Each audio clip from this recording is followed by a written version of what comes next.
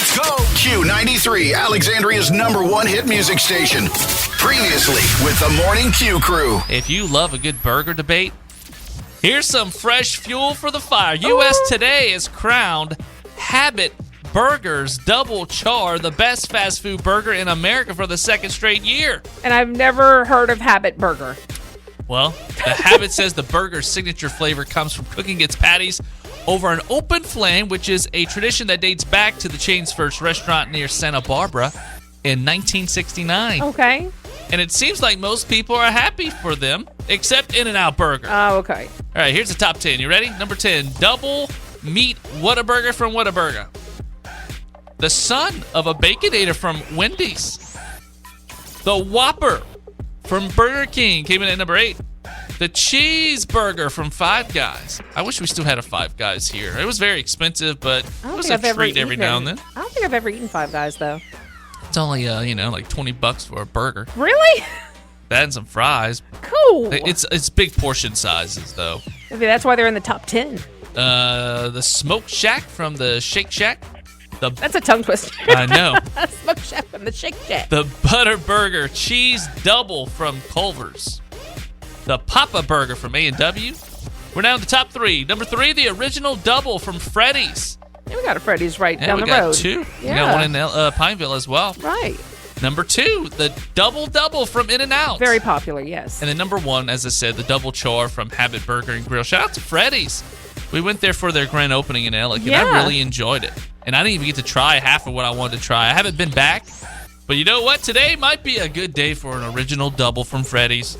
Look at that. Number 3 in the top 10 fast food burgers in the country. That's Way pretty to go, impressive. Freddy's. I think Whataburger should be a little higher. I don't know. Burger King made it, man, and I'm glad they made it for the good old-fashioned Whopper. McDonald's need to work on their burgers. It looks like it. They didn't even They're make not in the the list. top 10. Yeah, Wendy's made it, though. just barely. Just barely. Wendy's probably could do some work, too. We don't have an A&W here, but I remember they used to be pretty popular. Let us know, what is your favorite fast food burger? Oh, I feel my cholesterol increasing already. I felt the bubble gut coming on. That's every morning for you. You know, influencers on social media, they're everywhere. Some of them are insufferable. A lot of them. Now there's been a dramatic rise in influence profiles that are just artificial intelligence, Nancy. Here we go with something new. If it seems too good to be true, it usually is. Like, if a woman who's totally out of your league randomly slides into your DMs, you should approach it with a healthy dose of skepticism. And we mean a healthy dose. It really is too good to be true. There's pressure to buy something quickly, especially when it comes to your health. If someone on social media says a pill or supplement can fix whatever ails you, it's not true. No. It might not even be a real person behind that profile. No, There's it's so best much to fake just stuff out talk to there. your doctor. Look at their hands and lips. AI struggles with renderings like hands and facial movements, but it's improving every day. This might not be as reliable in the future, but for right now, you can tell. I see a lot of ads on YouTube, and it's like someone talking, and it's not a real person, and they're like selling something, and I'm just like, I don't know. Like, and I get this weird ad every morning, and I don't know why, because I have it blocked where they can't track my data to recommend anything, so I know it's nothing I'm watching.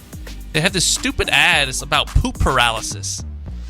Yeah, I've been seeing that one too. What is Something the point similar, of this? and you take this pill and everything, and you'll start to die immediately, and it's just the weirdest. So it goes I'm on like, and on and on. First of all, you're not trying to tempt me with a pill that'll make things inside me die, because it makes me think I'm going to die if I take it. So that's your It talks marketing. about your little pebbles and everything. Yes, the pebbles in you. I'm seeing that one too. Really? It's so strange. It's so strange. It's a almost terrible like ad. spam. It is. Or like junk commercials It that is a they junk air commercial. at night. Yeah, that's exactly what it feels like. And it's like, are people really falling for this? know. There are people who are stupid enough to buy that. Please It's don't like buy that. spam. Do not spend your money on these stupid pills that you don't know what's in them or where they come I from. don't know why YouTube is allowing them to advertise. I don't know. That seems so dangerous. Shouldn't you don't want to put things in your body that you don't know what's in them. Shouldn't it be like legit companies that they take Yes. the money from to They advertise? don't care. It's money, Josh. It's like, what the heck?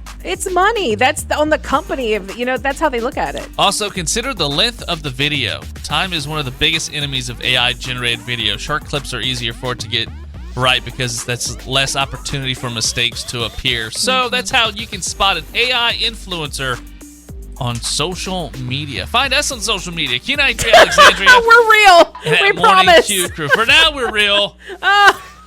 It's going to take our image and likeness. Probably. If we ever start looking really good, like, Speak for yourself. yo, what? How many times have you stood in airport security frantically checking every little bottle in your bag to make sure they're 3.4 ounces or less, or you had to dump your whole water out only to refill it after you get through TSA? Well, you're not going to like hearing this. There's this security expert from Harvard who says What did you call it? Harvard says Why the you pronouncing it Harvard? says the liquid rule that travelers have dealt with for nearly 20 years is basically security theater. Here's how he put it. If I walk through airport security with a gun and they find it, they ruin my day. If I walk through security with a bottle of liquid, they find it, they throw it in the trash and let me through. Here's something so dangerous that you can't take it on an airplane, yet so safe that officers will just throw it in the trash can next to them. The liquid rule was introduced in 2006, you may recall, after a plot was involved with liquid explosives, but many airports are dropping the restriction after new scanner technology continues to roll out, so maybe one day your shampoo can finally travel stress-free. But I feel like there's something wrong with this man's logic, Nancy. If I remember right, I mean, doesn't it have to be two liquids mixed together to make it an explosive? So just throwing it in the trash won't do anything. You'd have to mix it with another If liquid. they don't want you mixing anything in the bathroom or at your seat or anything. Yeah. I mean, but like just throwing it's not going to do a dang thing unless you know how to mix it. So it's fine just being in the trash. Unless it's already mixed with something else and it's a bomb when they go through the TSA. I mean, and then you would have to shake it up. And then if it's in the trash, it's going to get shook. this man's a security expert for Harvard, and Why that's you his keep logic. pronouncing it Harvard? That's his logic. Is that what they teaching y'all at Harvard? Why you keep? Because I got that LSUA education, and So, I know better than this. Let me go quickly. So that 2006 transatlantic aircraft plot. So what it was to detonate liquid peroxide-based explosives hidden in soft drink bottles on multiple flights. So it was a peroxide-based explosive, is what it was. The mechanism plans to smuggle hydrogen-based peroxide liquid ingredients, electronic triggers disguised as items like MP3 players, drink bottles onto planes, then assemble and detonate the bombs mid-flight. So you would have to do all of that with the bottles and the stuff. So, I mean, it's not just the drinks themselves. You'd have to do it with the other items. So the rule does suck. It does. I went to a theme park one time, and I had bought a snow globe. And they literally told me when I was buying it, by the way, this won't be allowed on the airplane, like, because it's got liquid in it. Oh, like, even man. a snow globe, and it was a small one. So Be like, okay, it does suck. you're gonna have to but check it in the bag. You know what else sucks? The expertise from the security expert at Harvard. When we come back, more goofs, gaffs, fun, and laughs from two actually intelligent experts on a lot of stuff. That's us. That's us.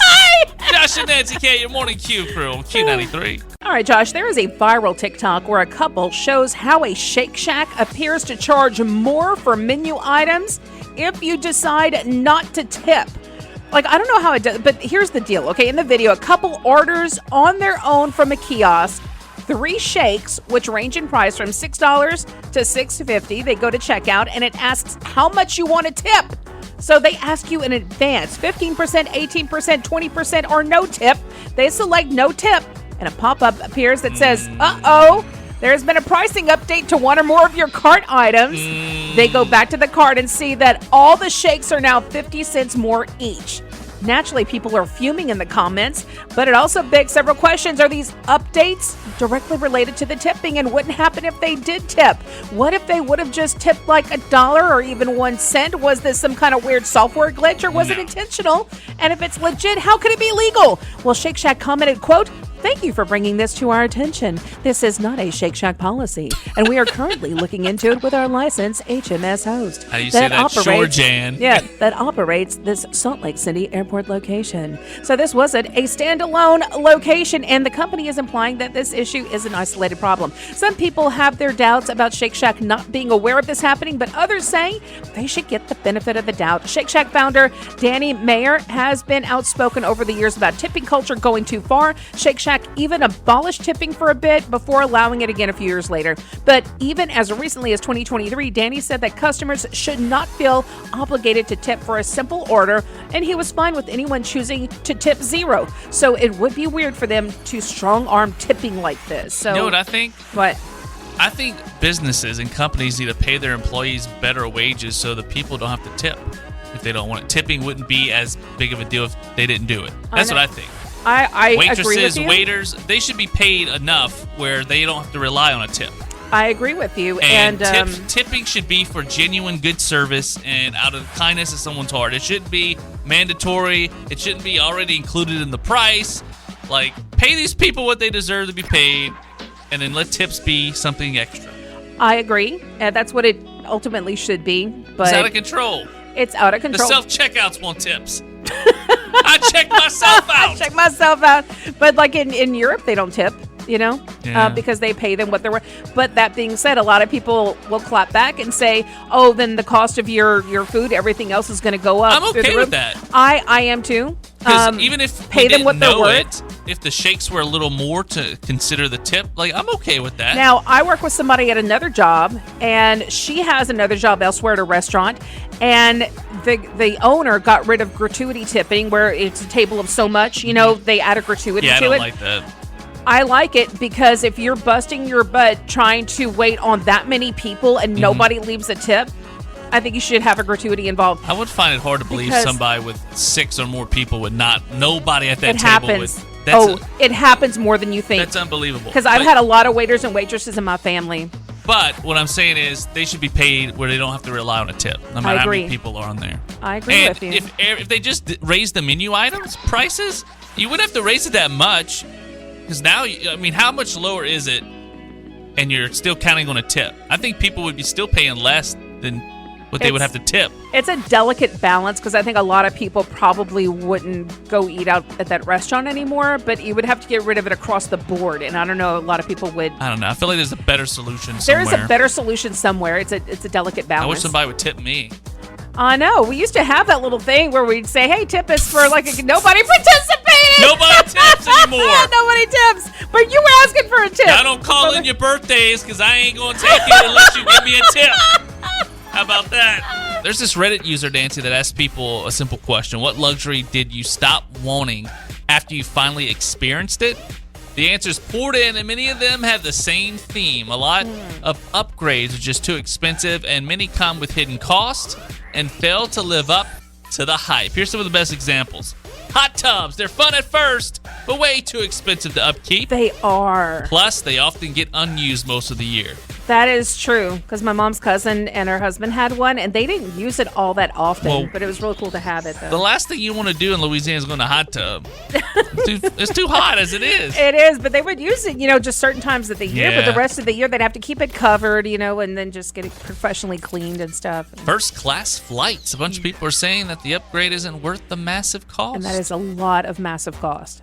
Bottle service at clubs, thousands of dollars for an underwhelming experience. No thanks.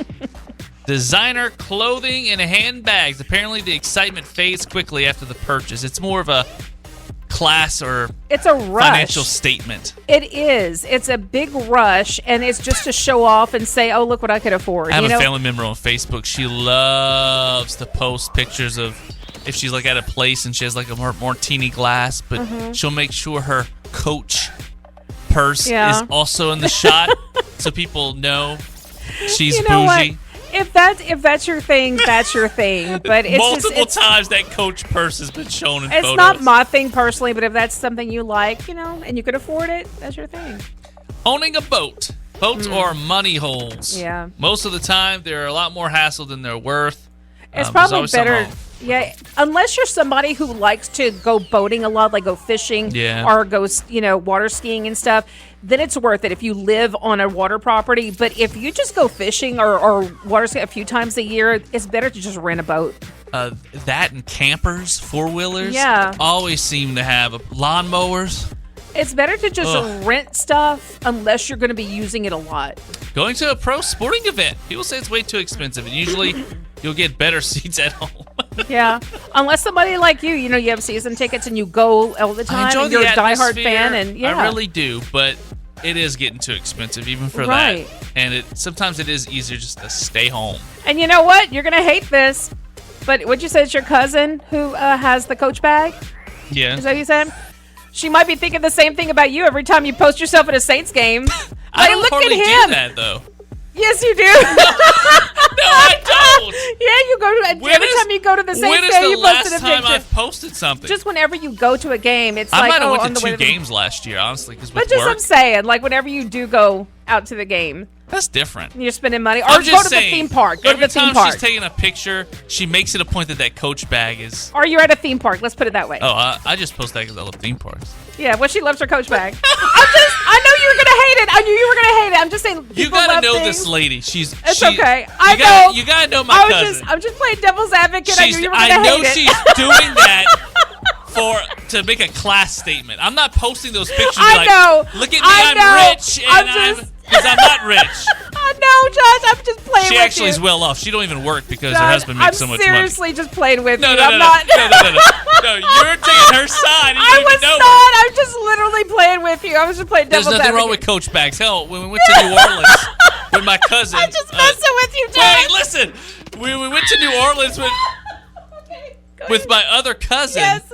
My mom bought a Coach bag. They went to the Coach store in the mall. So it has nothing to do with you buying a Coach bag. You're missing the point. No, I'm just messing with you. I know It's the her. point. I get It's how it. she is. She acts like I that. get it. I'm just No, you messing- don't get it. Yes, I do.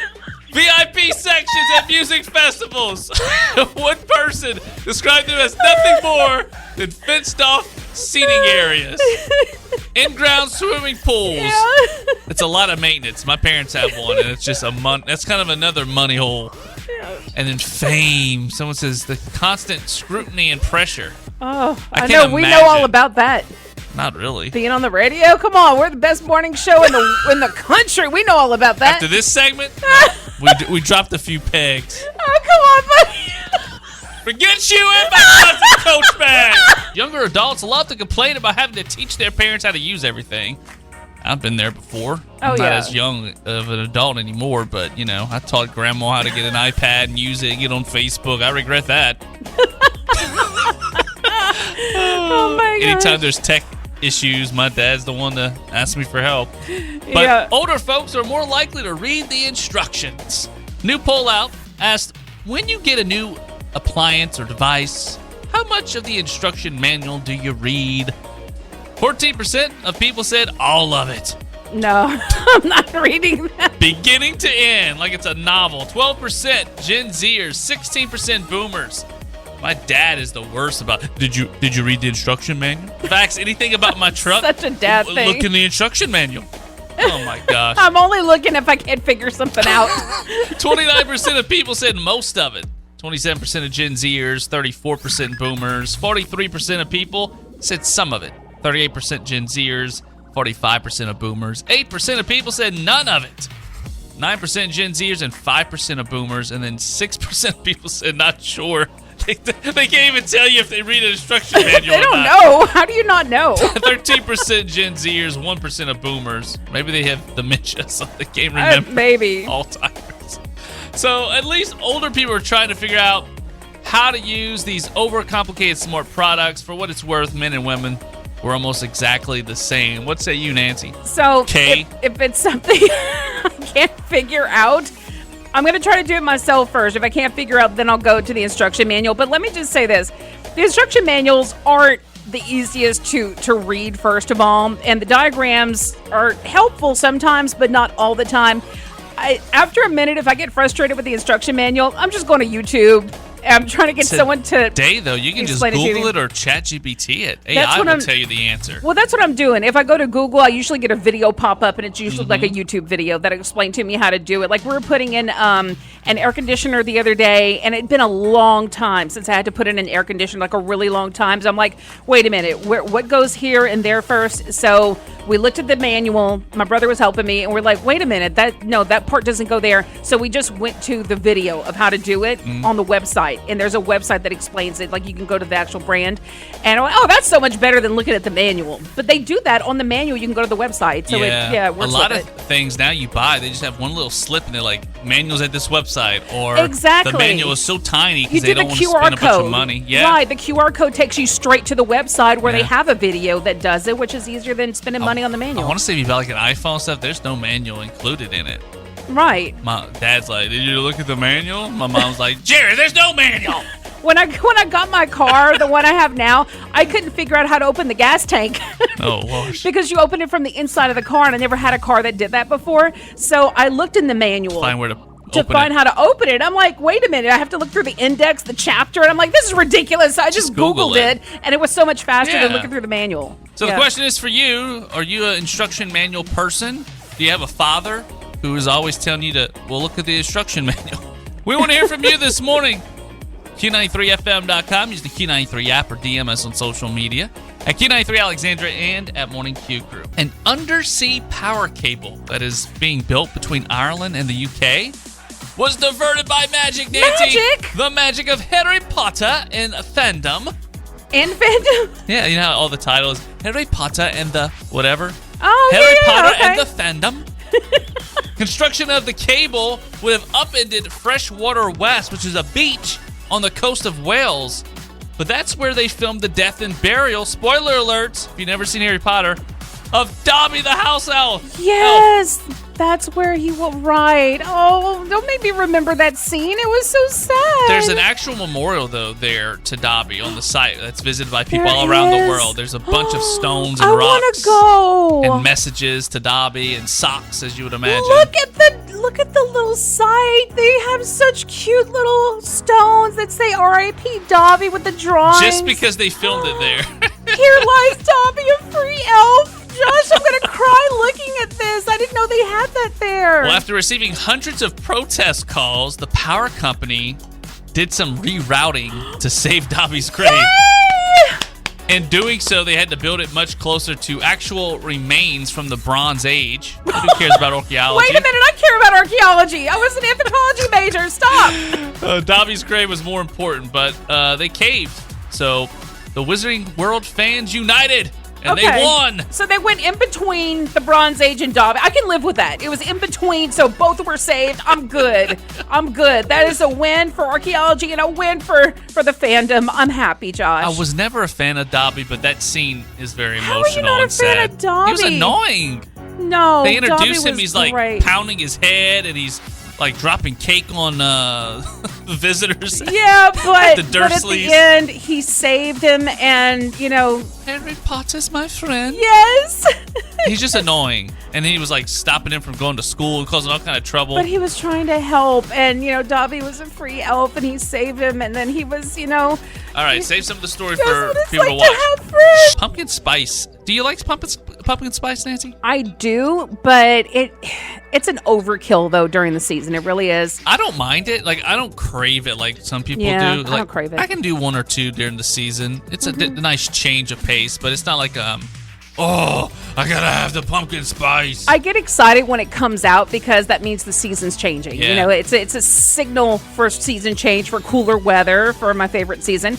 But people online love calling out toxic norms. As it is, in the past decade, things were literally toxic, like lead paint, indoor smoking, Aquanet, that's the hairspray, mall food court, orange chicken, and now it's a little more nebulous. People There's, telling other people on the internet what they consider toxic and just shutting them down and being rude, that's toxic. That That's is a toxic. trait. Thank you. It is. Let people enjoy things. Shut your mouth. Just because you have a Right. platform doesn't mean you need to use it. Yeah, people have a list of absurd standards that have become quote unquote normal in society, even though they're very messed up in their words. One of the entries is making someone feel bad for not liking pumpkin spice. They say it's toxic when someone doesn't like something, maybe I'm allergic to that food or I got really sick from it before, so leave me alone, Not everyone likes the pumpkin spice smell or pumpkin spice flavored foods. Someone said, I don't like alcohol or coffee. Some people act like I shot a puppy. Calm down. Really? It's like... The internet is the worst for this. They are. And it don't matter what the topic is. It could be pumpkin spice. It could be your favorite movie show. Anything. Right. They love to argue about arguing. They'll pick a debate. You can't have an opinion without some bunch of people fighting. It's horrific. Personally, I don't like pumpkin spice lattes because there's coffee in it, and I don't like coffee, and people think I'm weird, but I like pumpkin spice flavor. I just don't like coffee. Yeah. A few other toxic norms that people are listing. Employers thinking it's okay to just ghost you after an interview. Companies that say is aggravating. It is aggravating. Follow up and send an email or say that thank you for applying, but we're moving forward with other applicants. Absolutely. Companies saving money by lowering customer service standards. Or just cutting staff to where it's a skeleton Thank crew. you. And then wondering why things have changed in the industry. Thank you. I don't know. Maybe because y'all cut everything out to save money. Right. Feeling that you have to be available constantly, that you always have to reply to a text immediately. I feel hard. like that, especially if it's work.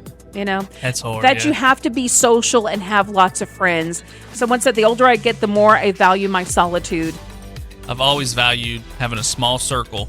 Yep. And I've never really felt the need to have tons of friends. Yeah, I don't either. Because I have the best friends, and they're just a few of them. And I cherish my alone time, too, because I'm an introvert. Yep, same. The fact that people don't respect others' privacy because I don't share my personal life or information with you doesn't mean I have something to hide. That's what somebody said. Yeah. I agree with that. And finally, the idea that men need to, quote, toughen up. There's nothing wrong with being a well-rounded and emotionally adjusted person. Let me tell you something, Nancy. Watching that Hall of Fame speech Drew Brees gave, my fiance was there for the weekend. She was watching. She's not a big football fan. She's not as, emotionally attached to Drew Brees and Sean Payton. Oh, Nancy, I was fighting back the tears. Don't fight him back. Let him go. When Sean Payton would start crying and Drew was crying, I had to get up and go to the bathroom. And let me tell you something, guys. If you feel like you need it, we appreciate when men are tough and whatnot, but we also appreciate it when you show a little emotion, too. We like to know that you're a human being and not a robot. And that's what my fiance says. She's like, you know what? I wouldn't have thought any less of you if you would have cried. I appreciate that when men cry for a certain reason. And you know what? My dad was a tough guy, but he was also a sensitive guy. He also worked at the post office. Yes, he did. But I could count on one hand the number of times in my life I saw that man cry. But whenever he did, it was for a specific reason. Mm-hmm. So, It's like a man thing where, like... Y'all feel like y'all don't have to? You just feel like you have to be the tough person. Like, you can't show emotion because you look weak. But it's not a weakness. Like, y'all are human beings. It's okay to feel emotion. It's like we don't want to show that we have emotion.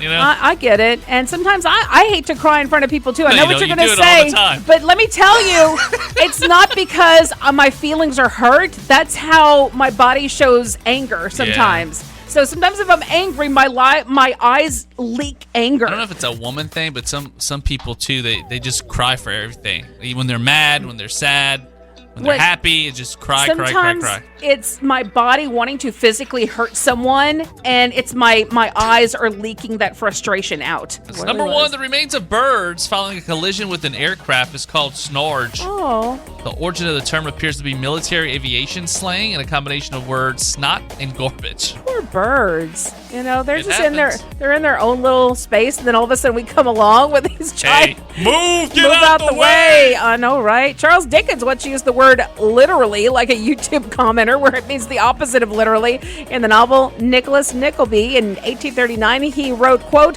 "His looks were very haggard, and his limbs and body literally worn to the bone." That's a word I say too much, is literally. Literally. That and bruh. Bruh. Number 3, surgeons who play video games at least 3 hours a week perform 27% faster and make 37 fewer errors. It's called eye-hand coordination, baby. Yes, it is. It is good for you. See, hey kids, if your mama's telling y'all you're playing that video game, nothing good's gonna come up. No, mom, I'm gonna be a surgeon when I grow up. Thank you.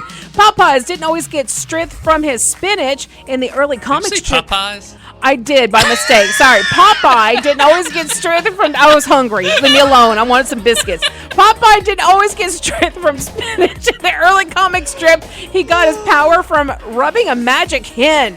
Really? I don't remember that.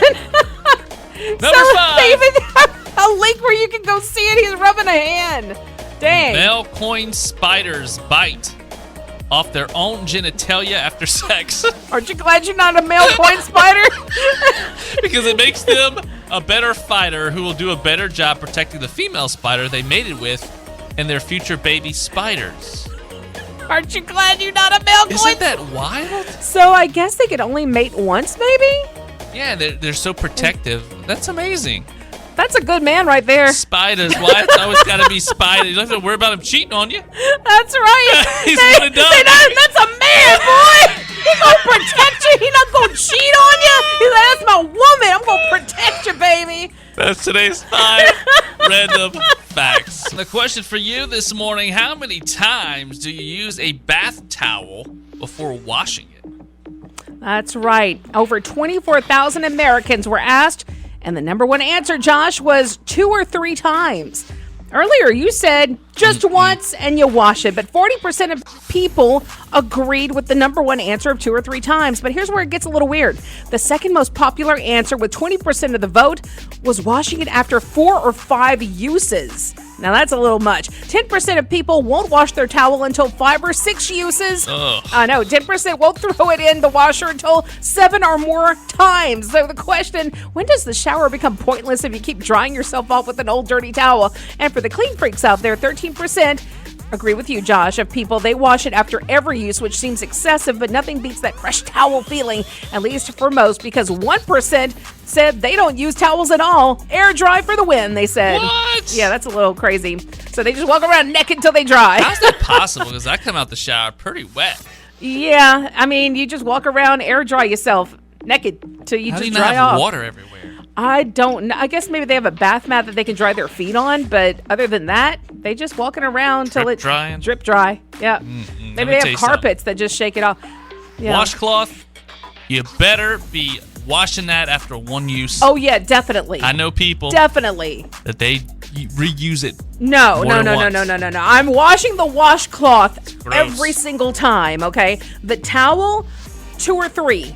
No more than 3. The towel, I'll give you, I guess, 1 or 2. I don't know. I just, personally, I'm doing a fresh towel and washcloth every shower. I'm doing a fresh washcloth, a fresh towel.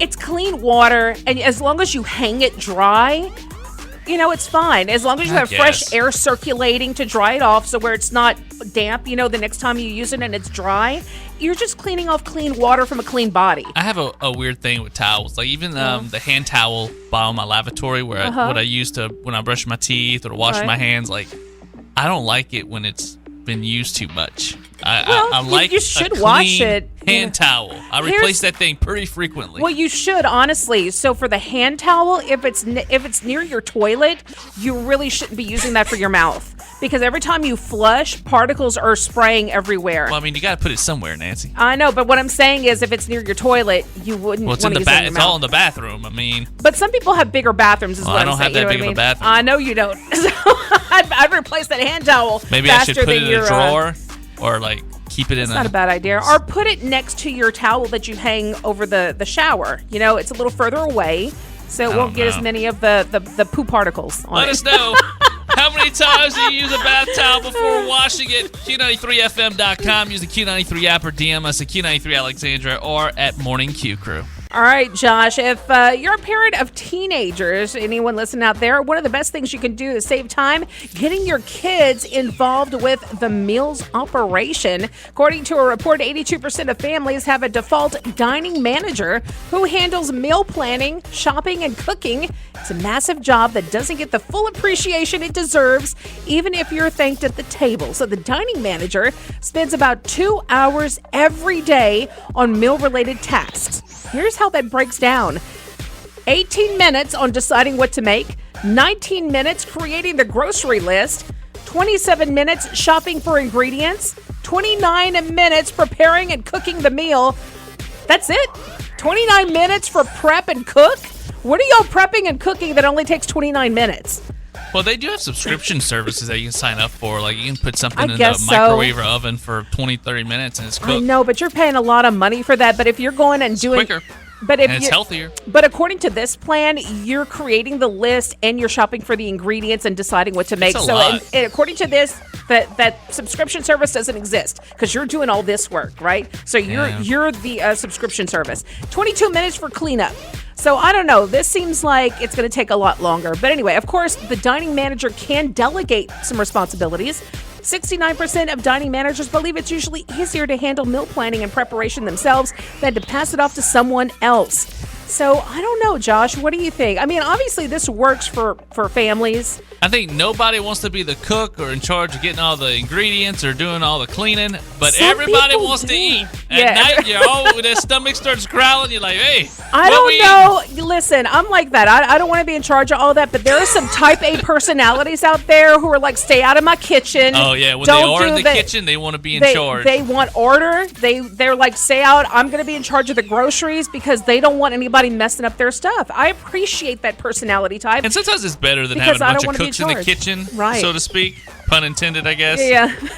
It's better to have one person kind of in charge. But I don't think it's a bad idea to have the kiddos. Some of their chores would be to help meal prep because they also Yes. could learn how to cook and meal prep themselves. Exactly. It's kind of like a double win. It's a great idea to do that. I used to help my grandparents in the kitchen. I'd help my mom and dad sometimes, you know, because they would like to cook too and they would help us. So, and you're right. It's a good idea to teach them how to cook.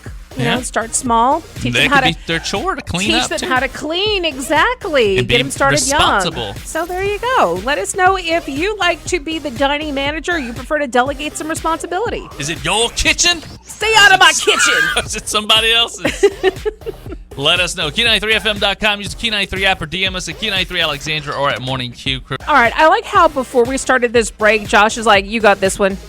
Because he didn't want to pronounce a lot of these places. So, according to a new survey, 45% of travelers... I can't even say asbestos. 45% of travelers admit they'll avoid going to a destination they can't competently pronounce.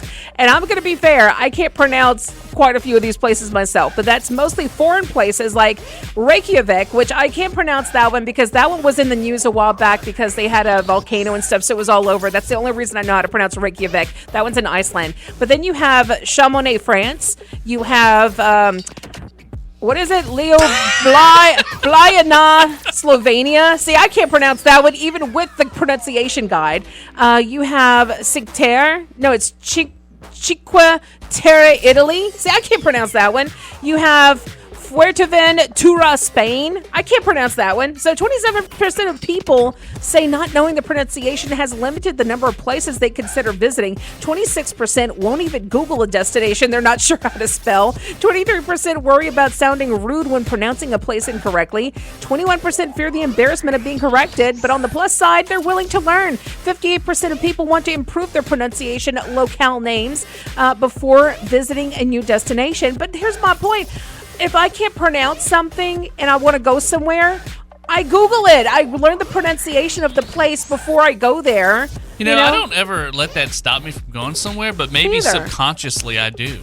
Maybe. But just learn it before you go, It is and you tough, have to worry about it. especially when you're not from that area.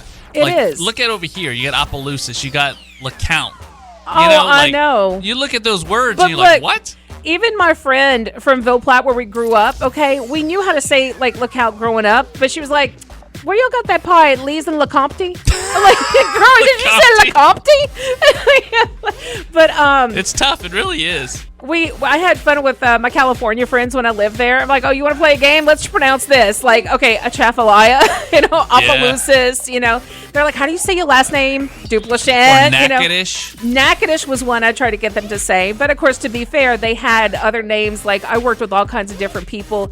They were Indian. They were Puerto Rican. They were Filipino, So they had different names. We'd have fun with each other's culture, trying to pronounce different Words things. are hard. I was doing a commercial here at Sunlight Broadcasting for a client. Yeah. And I said form.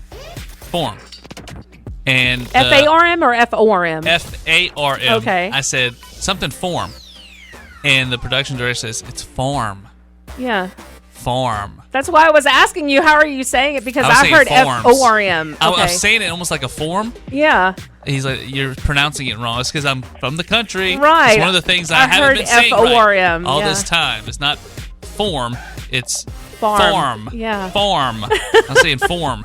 And every now and then you're like, why are you saying it wrong? It's not, I'm like, why are you saying it wrong? What are you talking about? Words are hard. I'm like, you tell me. I have an uncle named Larry, and he's like, why are you pronouncing it Larry? I'm like, that's my uncle's name. I What was you watching talking the about? NFL Hall of Fame last weekend, and there was a Larry Fitzgerald, and I was like, why do I say Larry? And then when I hear other people say Larry, it's like they're pronouncing an E or something. I don't know. No, I hear you say Leary, but Larry. I'm saying Larry. Larry. See, they pronounce the A more than I do. I Larry. say Larry, and you're like Larry. It's like you're saying Leary, and I'm saying Larry. I don't know. It's Because weird. that's his name. That's my uncle. So it's, and I'm like, I should know more than you because it's my uncle. I I've been know saying the it name my whole Larry, life. you fool. I know. I watch but- Three's Company. I know who Larry is. You're listening to the best of the Morning Q Crew. Wake up with the Morning Q Crew weekdays 6 to 10 a.m. and subscribe to the best of the Morning Q Crew podcast wherever you get your podcasts. Let's go! Q93.